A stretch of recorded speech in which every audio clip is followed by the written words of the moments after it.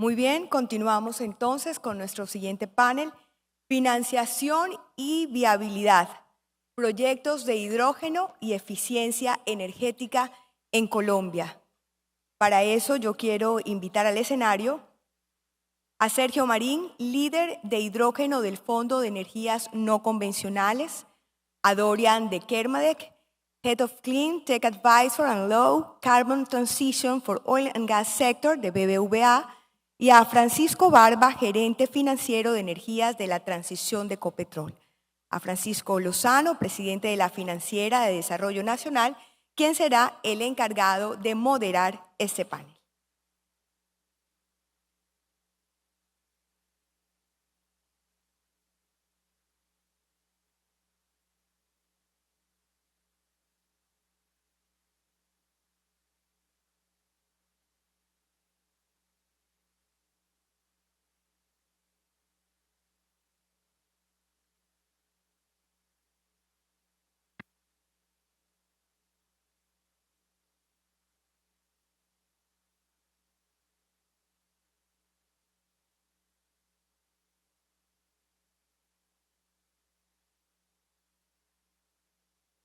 Doctor Lozano tiene la palabra.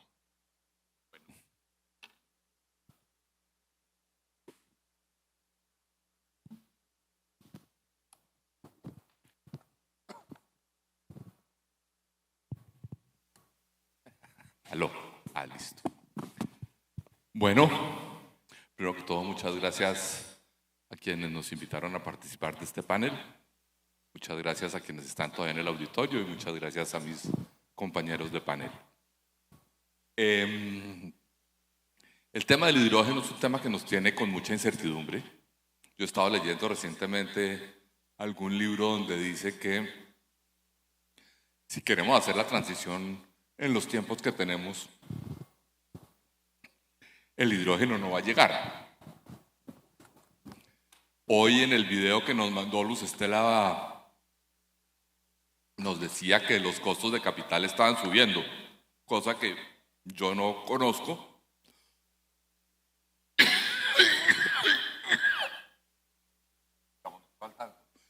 Así como en el sector de paneles solares, los paneles bajaron mucho el precio en los últimos 10 años. Las baterías en 5 años bajaron más de 40%. Me sorprendió el comentario de Luz Estela. Esta es una pregunta un poco rara y es una pregunta que quisiera hacerla a todos para una respuesta muy rápida, digamos. No es. ¿Ustedes creen que el hidrógeno va a ser el motor de la transición energética justa? ¿El combustible? Si quieres, empecemos. Bueno, pues yo creo que el hidrógeno va a llegar. O sea, eso yo creo que todos estamos convencidos, por lo menos los que estamos trabajando en esto. Desde Copetrol, desde que lanzamos la estrategia 2040 en la transición energética, el hidrógeno ha sido uno de los pilares, o el hidrógeno verde, sobre todo por la experiencia que tiene Copetrol de muchos años produciendo hidrógeno gris en general en las refinerías. Y la opinión que yo tengo es que sí, el hidrógeno va a llegar, ¿sí? Ahora, no creo que sea el combustible de una transición, porque el combustible de la transición definitivamente va a ser el gas, o es el gas, es lo que estamos viendo ahorita. El hidrógeno más bien va a ser como el futuro esperado que todos estamos viendo, digamos, como solución en general para descarbonizar, ¿sí? El hidrógeno seguramente va a reemplazar o va a producir combustibles sintéticos, que va a reemplazar combustibles fósiles. Con el hidrógeno seguramente vamos a poder tener aplicaciones principalmente térmicas para ir reemplazando también el gas natural y los combustibles en general. Entonces, ahí la pregunta es ¿cuándo? ¿Cuándo va a pasar eso?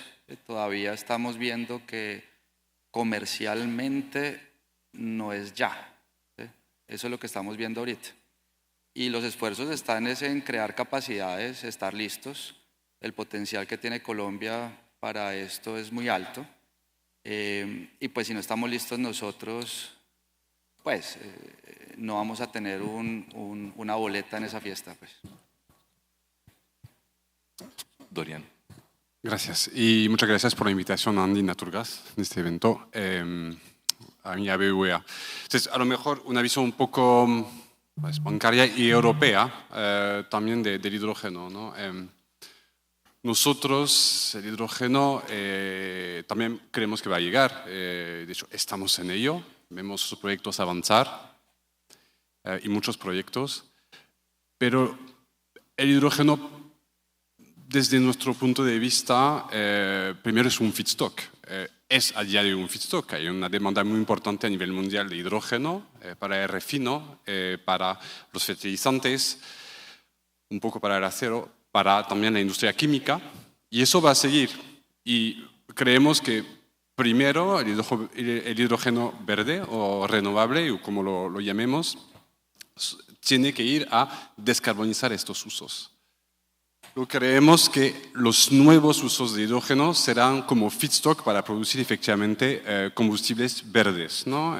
Para el transporte, en particular el transporte marítimo y la aviación, ¿no? Eso es lo que creemos. Se sabe muy bien que en Europa hay una ambición muy importante, ¿no? Acerca de hidrógeno.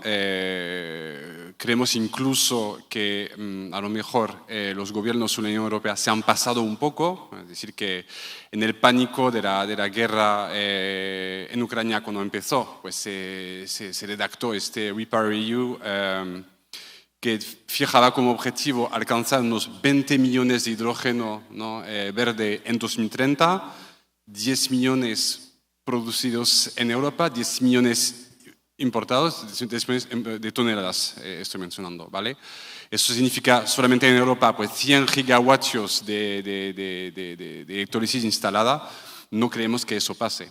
No pasa nada, es una policy, no es una política. Luego hay objetivos ya regulatorios que son de obligatorio cumplimiento y eso es el reto real. La realidad no es, el objetivo no es llegar a cumplir las policies, el objetivo es cumplir con lo que pide la regulación y nosotros nos enfocamos realmente en esto. Entonces, a la pregunta si el hidrógeno es el fuel de la transición, no creo. Yo creo que el hidrógeno tiene un papel existente que se tiene que seguir y hacerse verde y unos nuevos usos que en Europa fija la regulación, que es el sector transporte, y vamos a empezar con esto. Gracias, Dorian. Sergio. Bueno, gracias. Sergio García de Fenoge. Buenas tardes a los copanelistas.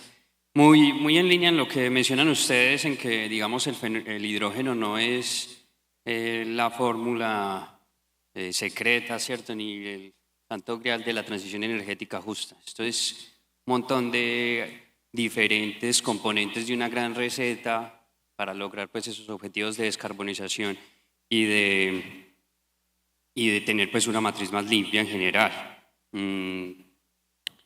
Frente a lo que menciona así, como el hidrógeno en su papel, en su motor, pues principalmente debería estar enfocado desde lo que podemos hacer con los usos actuales grandes, que es un objetivo de descarbonización pronto, mientras podamos obtener hidrógeno limpio a buenos precios en el corto plazo y al mismo tiempo seguir desarrollando tecnología para poder llegar con hidrógeno a los sectores difíciles donde no vamos a poder llegar ni con energía eléctrica ni con hidrocarburos, pues tarde que temprano, ¿cierto? Más temprano que tarde con hidrocarburos, entonces la idea es que lleguemos pronto con el hidrógeno.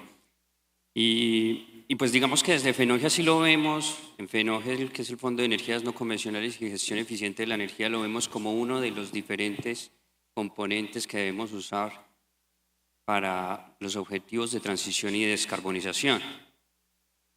Nosotros, la línea está en el hidrógeno, tenemos proyectos en hidrógeno, ahorita seguro les contaré, pero también que creemos que los metas y los indicadores que logramos con gestión eficiente de la energía, con instalación de sistemas solares, con investigación en otras tecnologías renovables, también apuntan en esos objetivos.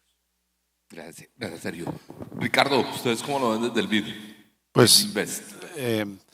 yo creo que como transformación no creo que sea, digamos, el elemento de la transición, perdón. Definitivamente sí va a jugar un papel muy importante en la transformación energética, ¿no? Cómo migramos a esa descarbonización. Yo creo que desconozco como tú la explicación de este incremento de costos, pero lo que uno esperaría en el largo plazo es que se ocurra algo similar a lo que ocurrió con las renovables, ¿no? En términos de que al final vas logrando desarrollar unos proyectos que te permiten ir escalando los tamaños y reduciendo los costos de producción, de forma que al final llegas a ser un insumo, digamos, competitivo. Y en ese sentido, todos los esfuerzos que se vienen haciendo a nivel de la región, en donde hay un altísimo potencial de hidrógeno, creando las hojas de ruta, diseñando los marcos regulatorios, generando ambientes de inversión propicios y impulsando estos primeros proyectos piloto y demostrativos es fundamental para que al final eso vaya ocurriendo en el tiempo. Muchas gracias. Hice esta pregunta un poco provocadora con la intención, yo trabajo en la Financiera de Desarrollo Nacional, es el banco, digamos, de infraestructura grande de Colombia. Hemos ayudado a financiar el programa 4G y 5G de carreteras y de infraestructura en general. Estamos preparados para ayudar a financiar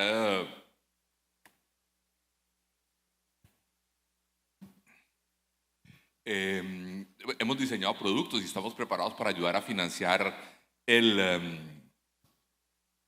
energía solar, energía eólica, pero todavía no hemos empezado a trabajar en hidrógeno. Todavía no hemos recibido, digamos, esa percepción de necesidad del mercado, del gobierno, aunque estamos trabajando con Fenosa en cosas, pero todavía no hay como una convergencia tan grande en ese sentido.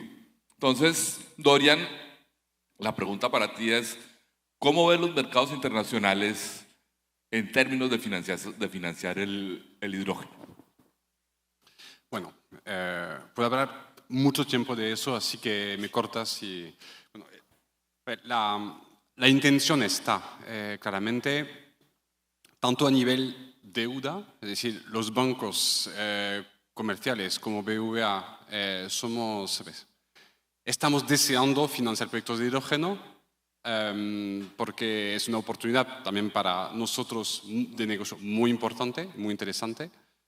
Y a nivel equity hay muchos inversores, muchos fondos de inversión en infraestructuras que también están deseando financiar estos proyectos, porque en estas megaplantas de hidrógeno que muchos comentamos, ellos ven el futuro de negocio de la infraestructura.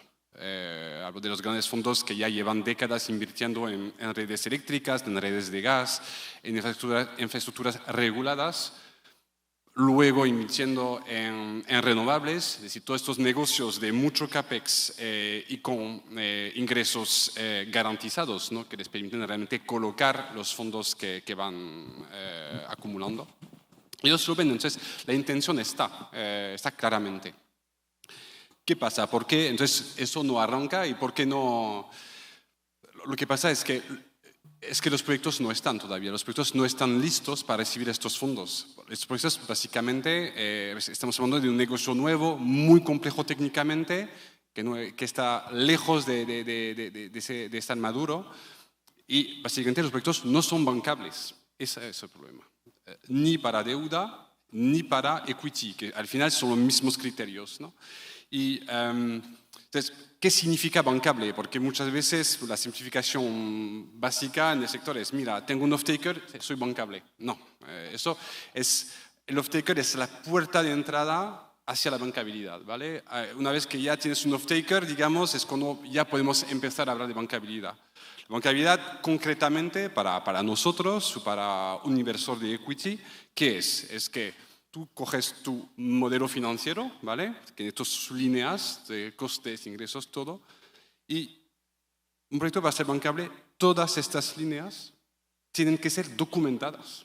Tiene que haber un contrato, todo tiene que sostenerse en un contrato, o si no es un contrato no es siempre un contrato ya firmado de offtake, puede ser a distintos niveles de contratos, un MOU, una letter of intention, un soft contract, o si no es contrato, es un documento de un asesor independiente que garantice, por ejemplo, que en el modelo la operación que se describe del autorizador tiene sentido y es válida, ¿no?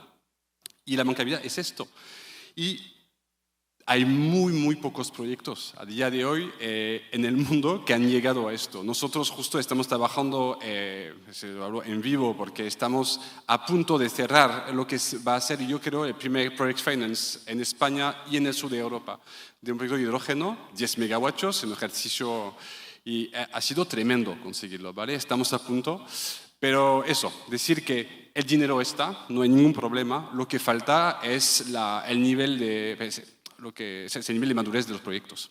Gracias, Dorian. Tocayo, creo que el siguiente tiene que ser usted. ¿Cómo se siente usted frente a las restricciones? ¿Dónde han podido conseguir plata?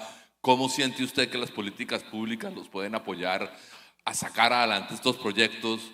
Digamos, las tres preguntas: el tema de las políticas públicas, el tema de cómo se siente usted en el avance de los proyectos que tienen frente a los requerimientos del sector financiero internacional o inclusive local, de cualquiera que financie Project Finance, inclusive nosotros, digamos.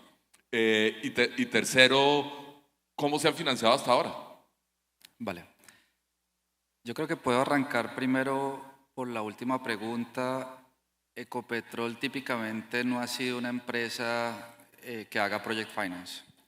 O sea, Ecopetrol, el grupo Ecopetrol en la industria del E&P típicamente ha financiado sus proyectos con recursos propios y pues el mercado de valores en general, acciones, bonos y lo que ya todos conocemos.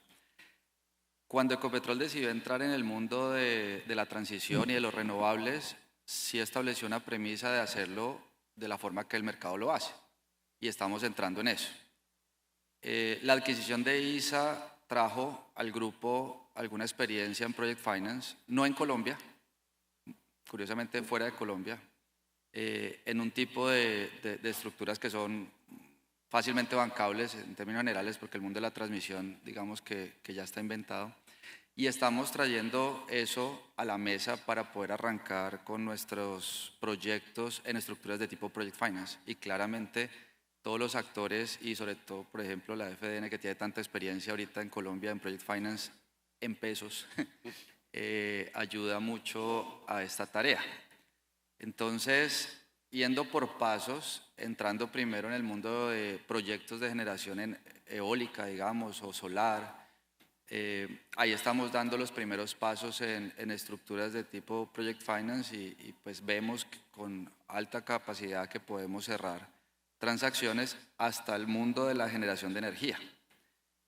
De ahí viene el mundo del hidrógeno. La apuesta de nosotros ahorita, la verdad es que lo que estamos haciendo lo vamos a fondear con recursos propios, porque estamos haciendo o estamos entrando en unos proyectos de escala industrial, pero que básicamente buscan es crear capacidades todavía, es hacer como una célula en escala industrial que sea fácilmente replicable después digamos, a una gigaescala, que es lo que estamos buscando de cara a las exportaciones, y ahí seguramente sí vamos a tener que armar algo mucho más estructurado.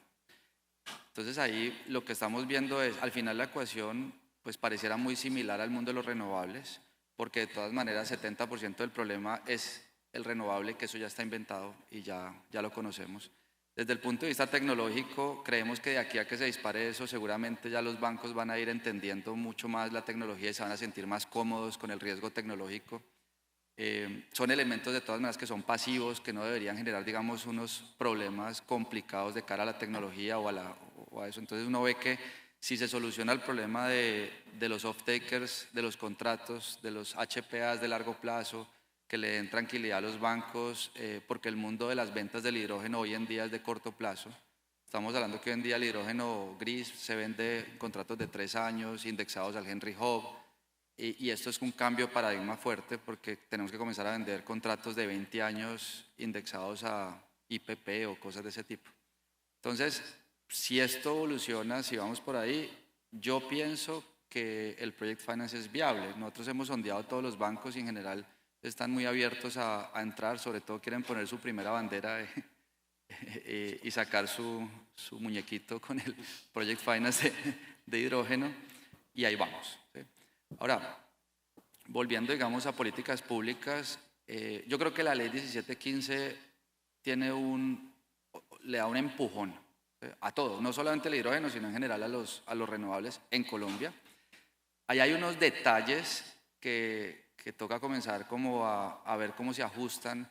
Es una ley que le da mucha facilidad a empresas que tengan una base fiscal grande, que tengan renta grande en Colombia y que digamos que no le beneficia mucho a posibles aliados nuevos en el mercado.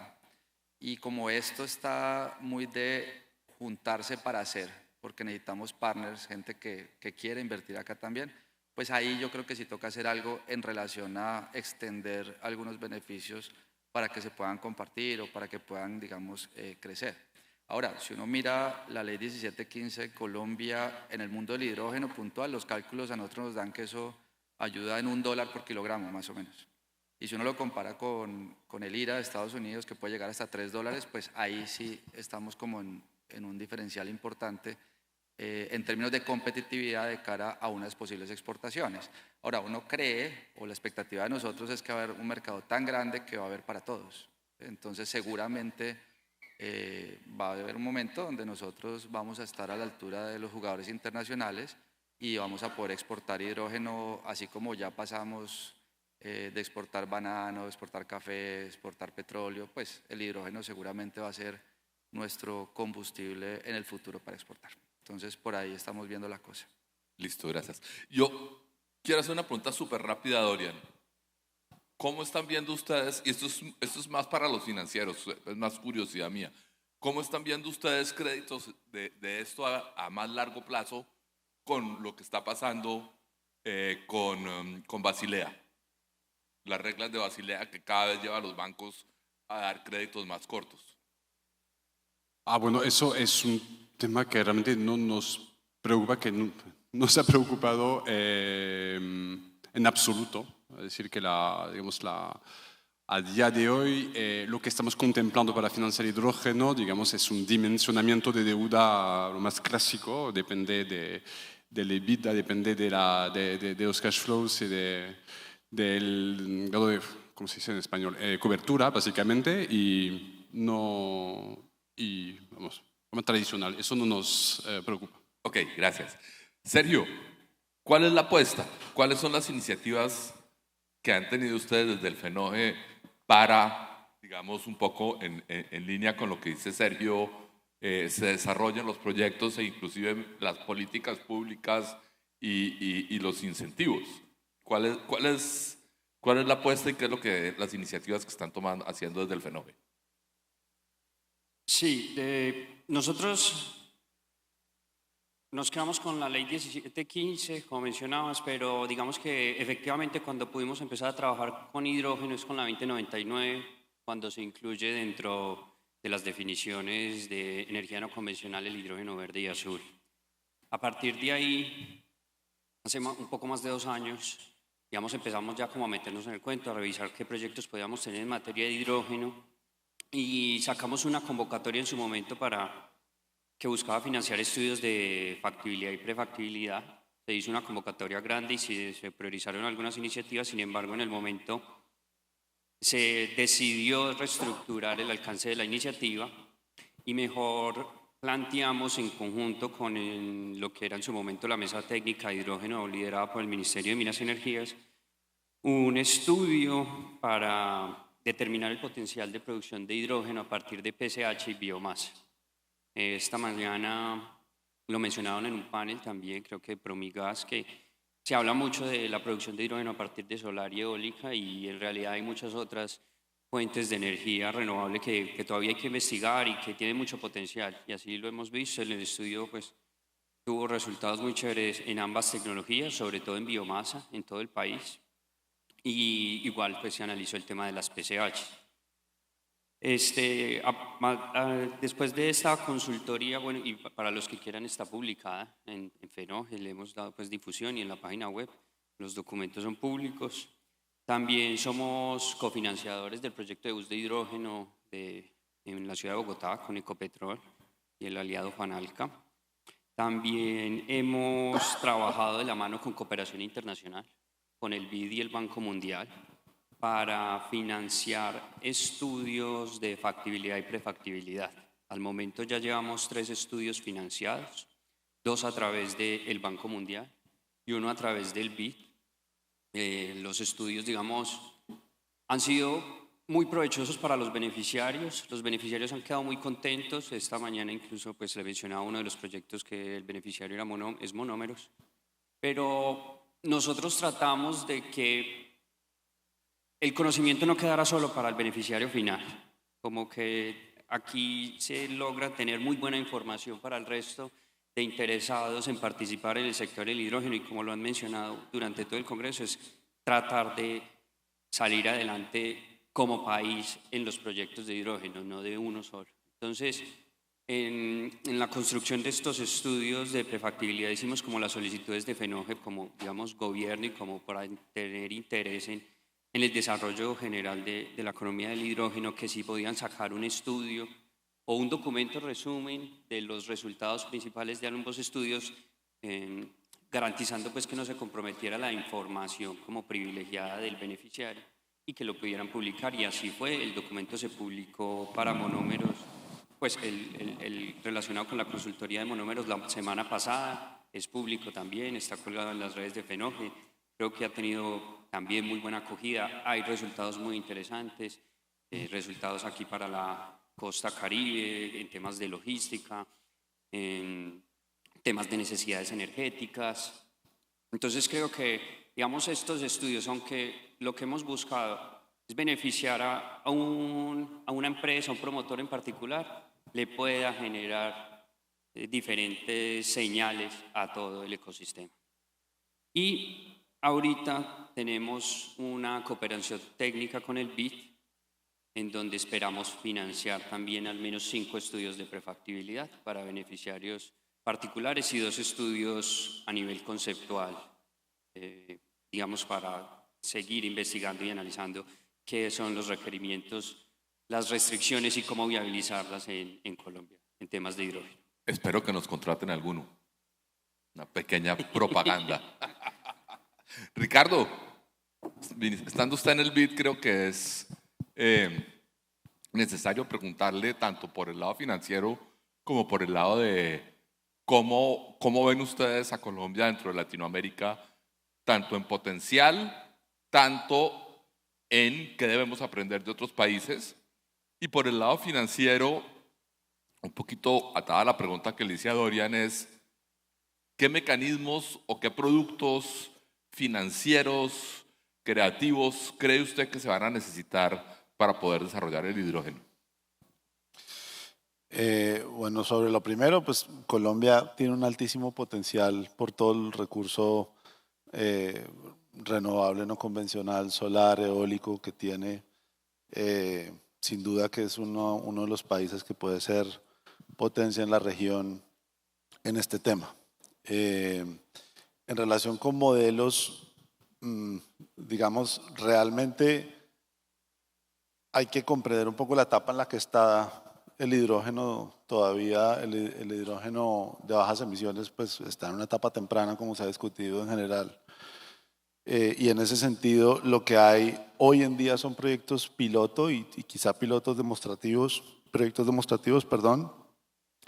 que en general pues han sido financiados o con capital propio, con subvenciones públicas, de alguna forma. No hay un proyecto, digamos, a escala comercial que se haya desarrollado ni en Colombia, y creo que no conozco uno en la región, incluso a nivel mundial. Ayer discutíamos con Dorian que tampoco en realidad todavía hay experiencias de las que uno pueda decir, es que estos son los mecanismos novedosos de financiamiento, ¿no?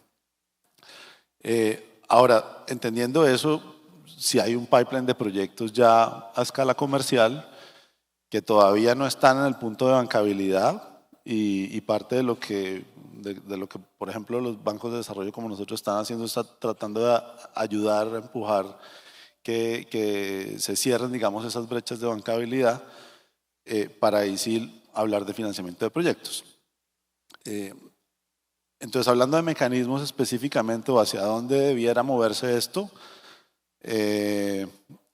pues hay múltiples mecanismos de financiamiento. En general uno podría encasillarlos dentro de modelos de financiamiento corporativo, como mencionaba ahorita Francisco, a nivel Ecopetrol, financiándolas con su propio balance a nivel, con financiamiento, digamos, de deuda o de mercado de capitales, etcétera, o financiamiento bajo una estructura de project finance, que es lo que de manera natural, proyectos que requieren grandes volúmenes de inversión y que llevan aparejados un cúmulo de riesgos, es hacia donde debieran tender, hacia financiamientos bajo estructuras de proyecto, como ha sido en el caso de las carreteras, como ha sido en el caso de los proyectos renovables, varios que se han desarrollado en el país. Para llegar allá, entonces, se requiere, digamos, como surtir ciertos retos que mencionaba incluso Dorian antes de yo tengo que tener todas las líneas del modelo claras, ¿no? En últimas es que yo tenga esas líneas sean altamente predecibles. Y entonces está el reto de los contratos a largo plazo, que todavía no estamos ahí. Está el riesgo, digamos, todavía el tema del riesgo tecnológico que, digamos, es una tecnología nueva y hay todavía mucho trecho que recorrer para que al final uno pueda tener una opinión de un ingeniero independiente que le dé tranquilidad de que efectivamente esos son los costos, que hay ciertos niveles de variación relativamente manejables, en fin, ¿no?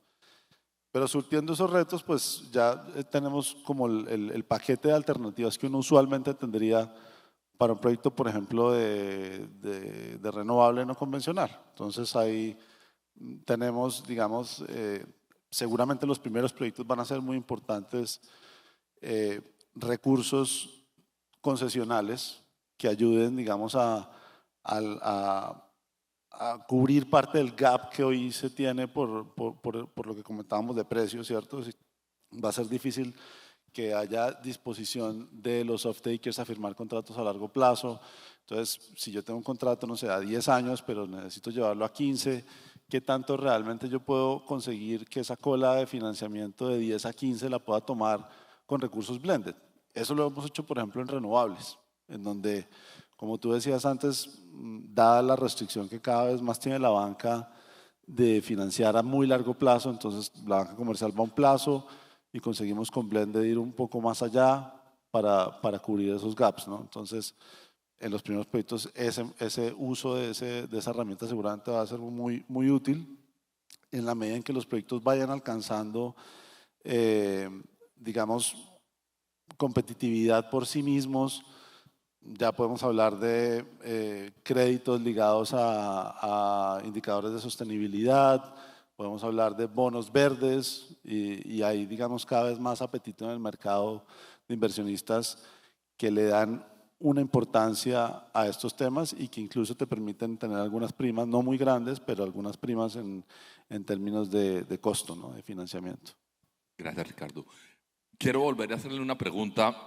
Nicolás Rincón nos mostró que la FDN pues está en el proceso de firmar un crédito con el BID y con el CIF. Un crédito concesional, la parte del CIF, es el Fondo del Clima para la Inversión. Pero ve uno que hay cosas como muy específicas. A nosotros eso nos financia sobre todo la parte de transmisión, no tanto paneles solares, sino más las líneas de transmisión de los paneles solares. ¿Usted conoce si los fondos están moviéndose algo para poder dar esos recursos para el hidrógeno o todavía no se han movido? Pues no hemos tenido, como digo, una experiencia específica, entonces no te puedo hablar de hacia dónde están yendo porque en este momento no estamos ahí, ¿sí? Pero sin duda que siendo un motor de descarbonización tan importante, seguramente que va a haber interés de moverse hacia allá. Dorian. ¿Te puedo hacer un comentario? Dale. Los recursos que tenemos nosotros en este momento de la cooperación técnica con el BID son del CIFREI, hacen parte de recursos no reembolsables para proyectos específicamente de hidrógeno verde o de bajas emisiones. Entonces, digamos que por ahí ya ha habido algún acercamiento. Sí, de pronto por ahí están sembrando la semilla. Yo estaba pensando más en recursos grandes para capital, no los no reembolsables que, por ejemplo, Nicolás no puso 138.5 millones de dólares porque hay 1.5 que son no reembolsables. Esas son las vueltas. Pero sí. igual es como sembrando, supongo yo. Dorian, está un poco la demora, que todos ustedes estuvieron de acuerdo en eso. Los más de 300 mil millones de dólares de demora en inversiones. ¿Cuál cree usted que son los retos que tiene el sector del hidrógeno o qué quisiera ver que pasara en el mundo del hidrógeno para que los proyectos sean una realidad y ustedes pudieran financiar proyectos de hidrógeno? Wow.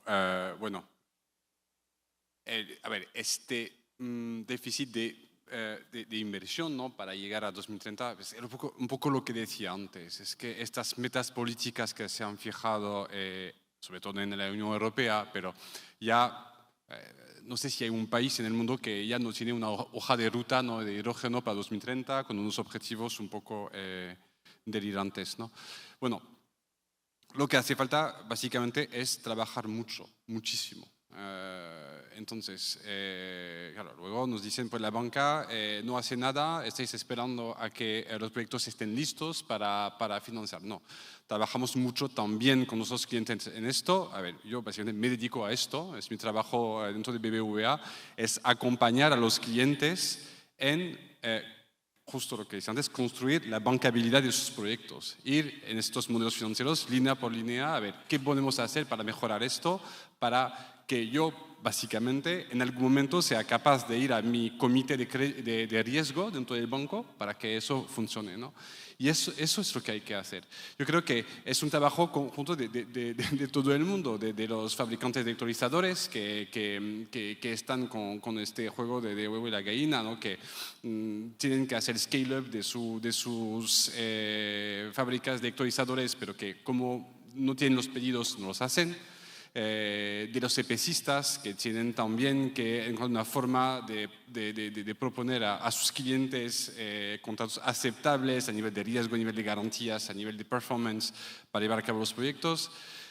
De los sponsors, es un trabajo que es tremendo y también claramente de los gobiernos para fijar políticas, regulaciones y también ayudas, ¿no?, a los proyectos que hagan que esos proyectos sean también bancables. Volvemos siempre a lo mismo, estamos hablando de un producto súper caro, es que eso no hay que esconderlo.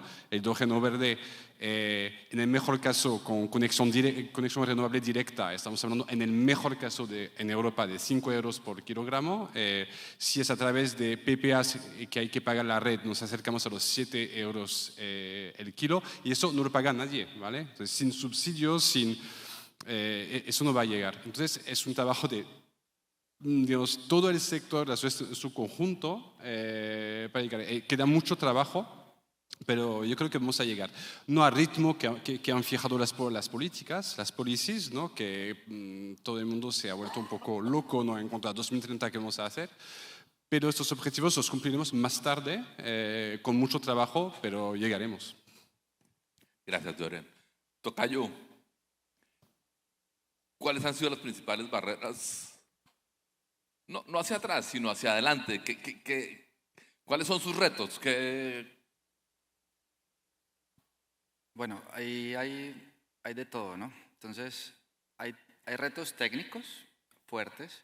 70% del costo de producir hidrógeno es energía eléctrica, y si uno quiere llegar a algo competitivo tiene que tener energía eléctrica a 30, 35 dólares el megavatio hora. Entonces ahí hay un reto grande porque la única forma de lograr eso seguramente en Colombia es eólico y con un recurso con factores de planta arriba del 55-60%, y eso es una zona que no es fácil de trabajar.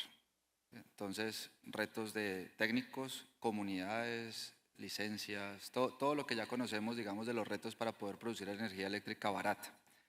Hay otro reto técnico ahí, es mientras que el precio de la tecnología de los electrolizadores no baje lo suficiente, uno debería dimensionar los electrolizadores y la capacidad de los electrolizadores para trabajar, digamos que la mayor cantidad del tiempo posible.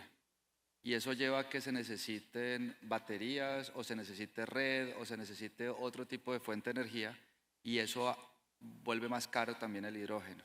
Entonces, mientras que las baterías no bajen lo suficiente, o exista alguna forma de tomar energía de la red, pero seguramente con algún tema de cargos subsidiados o cosas así, que lo lleva a los mismos niveles de precio que uno tiene cuando genera en sitio, también vamos a tener un problema ahí. ¿Sí? O la otra es que los electrolizadores bajen tanto de precio que ya uno los puede utilizar al 50% y todavía sea buen negocio.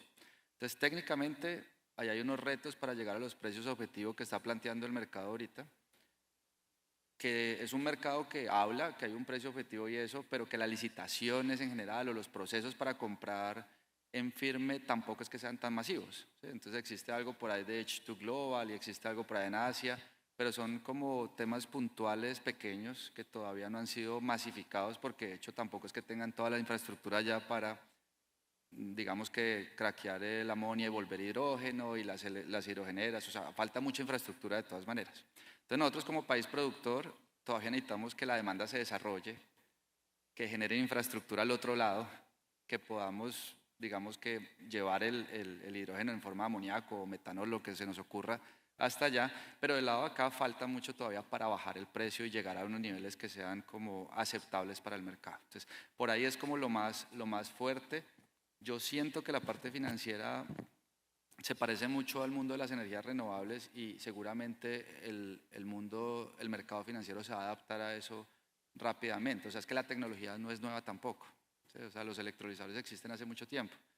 Entonces, si nos adaptamos un poquito a eso, seguramente se va a volver bancable, pero más es un tema de mercado, creo yo.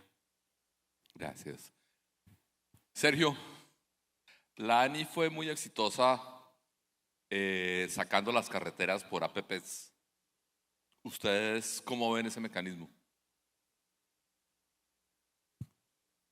Bueno, exactamente el mecanismo de APPs que ha utilizado la ANI para carreteras, digamos, no lo utilizamos. Más, digamos, alianzas estratégicas entre el sector público a través de FENOGI privado, ¿cierto? Digamos que no con ese mecanismo exactamente igual, pero digamos que sí buscamos tener alianzas estratégicas con diferentes actores, no solo privados, sino, digamos, alcaldías, departamentos, entidades territoriales, siempre en dos líneas de trabajo fundamental, que son fuentes no convencionales y gestión eficiente de la energía. Digamos que para dar un poquito de contexto, FENOGE, la forma en la que se financia, obtiene su presupuesto es de un pequeño impuesto a las transacciones en bolsa principalmente, unos aportes del presupuesto general de la Nación y a través de otros organismos como contratos o convenios con terceros, aportes del Ministerio de Minas y Energía, cooperación internacional o multilaterales. Y a partir de aquí hemos podido, digamos, aprovechar al máximo y ser muy eficientes en el recurso que hemos ejecutado. Tenemos ejemplos muy puntuales, por ejemplo, el proyecto de Bocas del Palo, que es un proyecto que se hizo de la mano con Celsia. Ellos son cofinanciadores y ejecutores del proyecto, digamos que se enmarca en la estrategia de comunidades energéticas. También tenemos un proyecto muy enfocado en eficiencia energética, de cambio de motores de combustibles líquidos, principalmente diésel, en Tumaco por motores Nauti GLP. El aliado en este caso fue Montagás y se cambiaron a 59 motores ineficientes. Entonces, digamos, ahí se tienen indicadores de reducción de emisiones, de calidad de vida para los pescadores, de costos en el combustible y Fenógeno puso el 100% del recurso. Tenemos otras alianzas, por ejemplo, en la ciudad de Pereira y de Villavicencio a través de las alcaldías. Se decidió hacer, digamos, se unieron esfuerzos para poner sistemas solares en escuelas que pertenecían al municipio. Entonces aquí vemos diferentes ejemplos en donde Fenógeno tiene un recurso base, pero a partir de las sinergias que genera con entidades pues en diversos tipos de proyectos puede maximizar el impacto de sus proyectos. Adicional, ya digamos que con el tema del hidrógeno, pues no hay y no tenemos la capacidad de financiar proyectos grandes por la magnitud y por la intensidad financiera pues, que requieren estos proyectos en CAPEX, pero sí podemos, digamos, estar en esas primeras etapas iniciales de apoyo en estudios de factibilidad o prefectibilidad, que es lo que hemos hecho. Digamos que lo que hemos visto desde FENOGE es que esta primera inversión inicial, cuando se quiere ir más allá con una idea de negocio, se siente muy riesgosa para el promotor del proyecto, para el inversionista.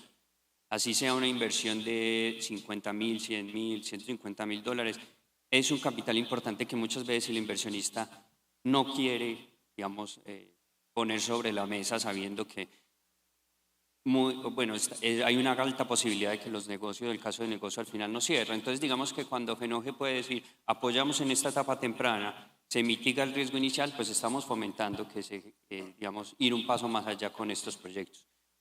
Y también nos hemos dado cuenta que a través de FENOGE, cuando los promotores de los proyectos van de la mano, digamos, con un organismo como el FENOGE, que está al ladito del Ministerio de Minas y Energía, se logra viabilizar muchos temas de relacionamiento con otras entidades sectoriales, con temas de permisos, con temas de viabilización de los proyectos, incluso con contactos o intermediación con gremios, con banca multilateral. Entonces creo que lo que hemos logrado pues, en estos 2 años que llevamos trabajando en hidrógeno es fomentar desde la etapa temprana esos proyectos de hidrógeno. Que no sabemos, digamos, de los 3 estudios que llevamos, si alguno entra, no sabemos, pero ya tenemos algunas señales importantes y al menos en 2 de ellos las promotores quieren seguir y van a seguir haciendo estudios para determinar o para ver si pueden llegar a la decisión final de inversión. Gracias, Sergio. Ricardo, confianza inversionista, expresión que se puso de moda en Colombia. ¿Usted cree que el país debe hacer algo en ese tema o cree que está bien? Estoy hablando en el mundo del hidrógeno, dado el potencial que tiene el país. Sí, pues yo creo que el país ha dado unos primeros pasos correctos, ¿no?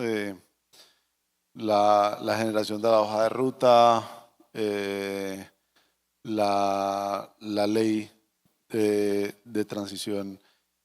Creo que es súper importante con todos los beneficios que tiene arancelarios, con el direccionamiento hacia la reducción de barreras regulatorias, con una orientación también hacia la promoción de la investigación y desarrollo, ¿sí? Lo que se viene dando, digamos, a nivel de estos proyectos que se mencionaban, la disponibilidad de recursos de FENOGE, de bancos como ustedes que pueden apoyar también esas iniciativas de pilotos, de la banca multilateral. Nosotros, digamos, creo que tenemos un papel muy importante en la provisión de recursos para esos proyectos, pero también de asistencia técnica.